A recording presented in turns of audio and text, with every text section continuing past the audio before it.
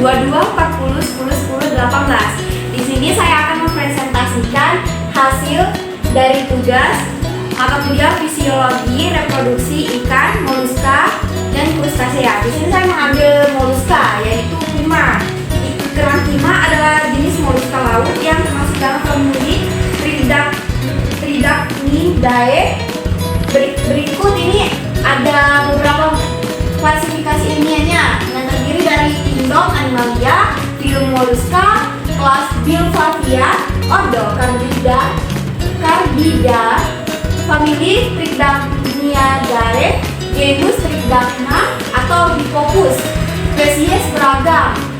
Spesiesnya ada beberapa beragam dari Tridacna gigas, yaitu kima raksasa, Tridacna squamosa, kima sisip, Tridacna massima, kima kecil, Hippopus, kima tanpa sisip. Nah, dari klasifikasi kita masuk ke morfologi, di mana morfologinya kima Tridacna sp memiliki morfologi yang unik dan menarik. Cangkangnya tebal dan kuat dengan pola lipatan atau gelombang yang khas di tepinya, berfungsi sebagai perlindungan terhadap predator. Warna cangkangnya bervariasi dari putih hingga krim, sementara mantel yang terlihat dari luar memiliki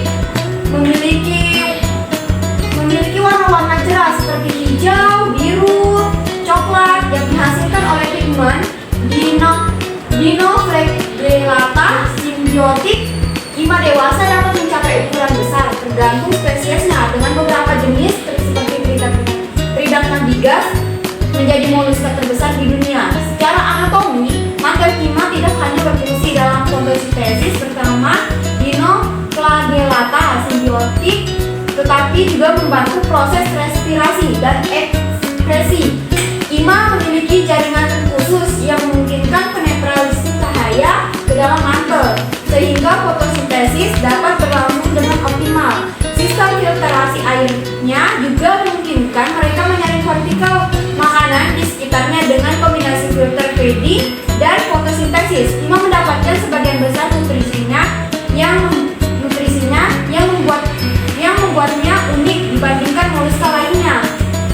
Penyebaran dan habitat. Kima tersebar di perairan hangat di Pasifik Selatan dan Laut Cina Selatan hingga Filipina dan Jepang, seluruh kepulauan Indonesia dan Australia Utara hingga Kepulauan Fiji.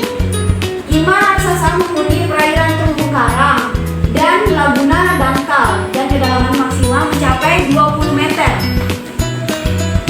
Reproduksi kima ada Kima Tridacnae memiliki keunikan yang berkaitan dengan siklus hidupnya dan hubungan simbiosisnya dengan Zooxanthellae. Kima adalah hewan hermafrodit protandri, yang artinya individu muda berfungsi seiring bertambahnya usia dan ukuran. Proses pemijahan pencahayaan dan ketersediaan makanan. Selama pemijahan, telur dan sperma dilepaskan ke kolom air untuk dihasilkan untuk fertilisasi eksternal. Setelah itu larva planktonik yang dihasilkan akan mencari substrat untuk menetap dan menjadi metamorfosis menjadi kima muda. Kima membangun hubungan simbiosis dengan Dinoflagellata zooxanthella yang membantu menghasilkan energi melalui fotosintesis. Interaksi ini dimulai pada tahap membantu menghasilkan energi melalui fotosintesis. Interaksi dimulai pada tahap larva, di mana zooxanthella diambil dari lingkungan sekitar. Simbiosis ini tidak hanya menyediakan energi tambahan, tetapi juga berperan dalam mendukung pertumbuhan dan perkembangan kima. Zooxanthella dalam jaringan seperti genus Symbiodinium dan Cladopium ditemukan dalam jaringan mantel kima yang memungkinkan proses fotosintesis. Habitat dan keberadaan Zooxanthella juga mempengaruhi strategi reproduksi kima. Faktor seperti suhu, overfishing, overfishing dan kerusakan habitat menjadi ancaman utama bagi populasi kima, sehingga spesies ini dilindungi di bawah konvensi CITES. Upaya konservasi seperti perlindungan habitat dan budidaya kima semakin diperlukan untuk memastikan keberlanjutan populasi mereka di alam liar. Ada kebiasaan makan kima Tridacna berhubungan erat dengan jenis makanan yang mereka konsumsi di lingkungan alami mereka.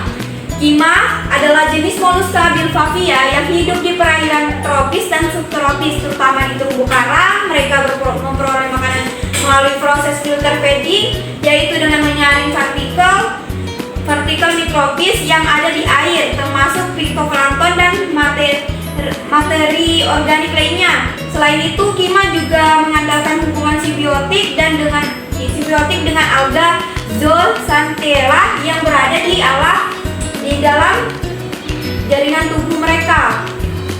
Alga ini berfotosintesis menghasilkan energi yang digunakan kima untuk bertumbuhnya, sehingga menjadikan kima untuk organisme yang juga tergantung pada sinar matahari untuk kelangsungan hidupnya.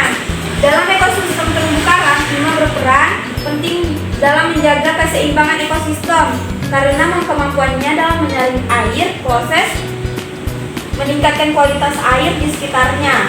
Makanan utama kima yaitu fitoplankton, diperoleh melalui air laut yang kaya akan nutrisi yang mereka saring menggunakan insang mereka. Karena itu kebiasaan makan mereka sangat tergantung pada kualitas dan ketersediaan fitoplankton serta kondisi ekosistem terumbu karang yang stabil. Peran ekologisnya kima berkontribusi pada ekosistem terumbu karang sebagai penyari air dan habitat bagi organisme kecil. Simbiosis dengan alga mendukung produktivitas ekosistem terumbu karang. Ancaman dan konservasi kima terancam oleh overfishing, perubahan iklim, dan degradasi terumbu karang. Banyak spesies kima dilindungi oleh CITES dan undang-undang lokal di berbagai negara. Jadi itu saja presentasi saya tentang Mollusca dari kerang kima. Kurang dan lebihnya saya mohon maaf yang sebesar-besarnya. Silakan buat teman-teman yang mau komen atau berpendapat yang lain atau menambahkan materi saya, silakan di kolom komentar. Terima kasih telah menonton video saya. Saya akhiri. Wassalamualaikum warahmatullahi wabarakatuh.